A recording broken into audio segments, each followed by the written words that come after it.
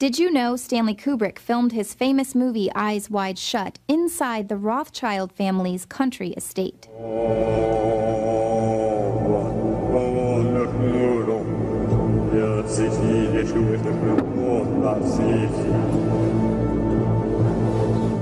Theories swirled that Kubrick made his movie about the real-life ultra-elite and their secret occultic gatherings. Well, take a look at these pictures that show an actual Rothschild event from 1972.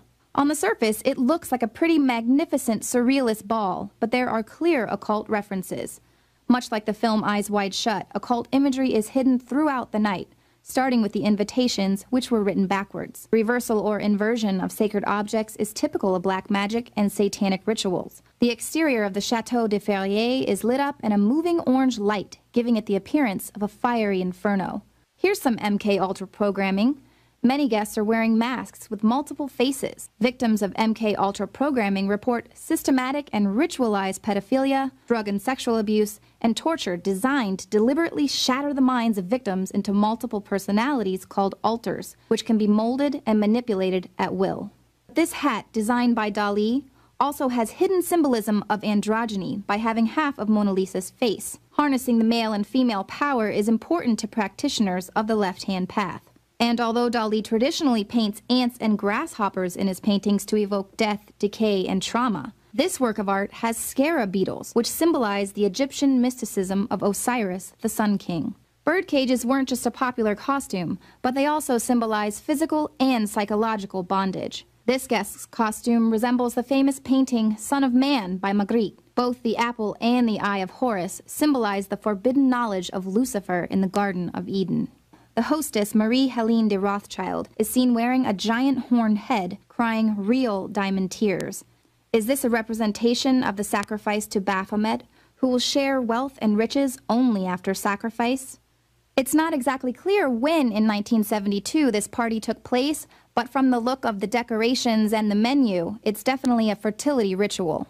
The dinner table serves dismembered dolls and cracked skulls, a possible reference to MK Ultra doll programming and the lifelessness of their victims who literally crack after their mind control wiring goes haywire. For dessert, a human sacrifice in a bed of roses. The rose, of course, is a symbol used by many secret societies, and it represents virginity, fertility, sexuality, and immortality, as well as silence and secrecy.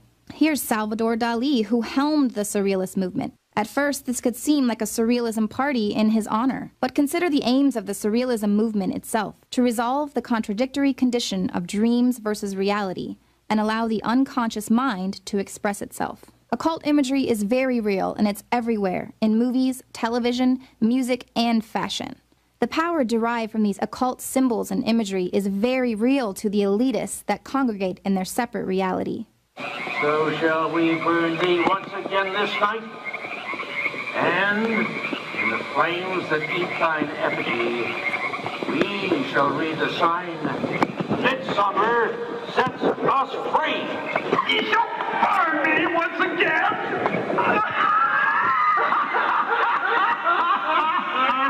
Not with these flames. Summer sets us free.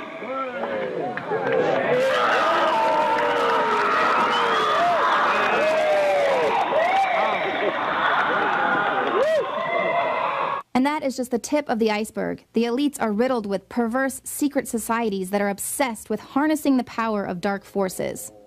For over 100 years, Skull and Bones members have included a president, vice presidents, Supreme Court justices, congressmen and senators, captains of science and industry, the very best of America. Their guard is for, their advisor, their better. There's the public perception of the occult and then what is actually happening. It's fantasy and folklore versus the real intangible dark power that the elite are able to harness by being practitioners of the occult. And it's this very art and imagery that we see over and over again, that it's just the expression of their dark souls.